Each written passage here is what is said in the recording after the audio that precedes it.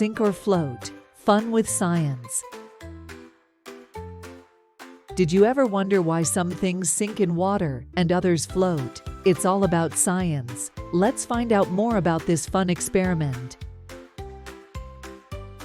When we put things in water, like toys or fruits, they can either sink down to the bottom or float on the surface. The reason behind this is something called density.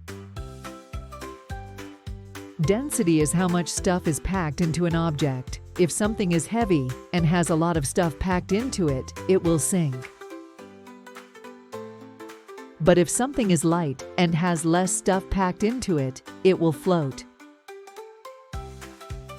For example, a rock is heavy and dense, so it sinks in water. But a plastic bottle is light and less dense, so it floats.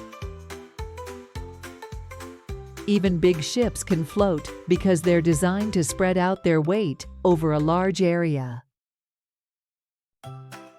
You can try this experiment at home. Just gather different objects, like a coin, a piece of wood, and a rubber ball. Then, put them in a bowl of water and see which ones sink and which ones float. It's a fun way to learn about density and discover why things behave the way they do in water. So, the next time you're at the pool or by a lake, remember the science behind sink or float. It's all about density.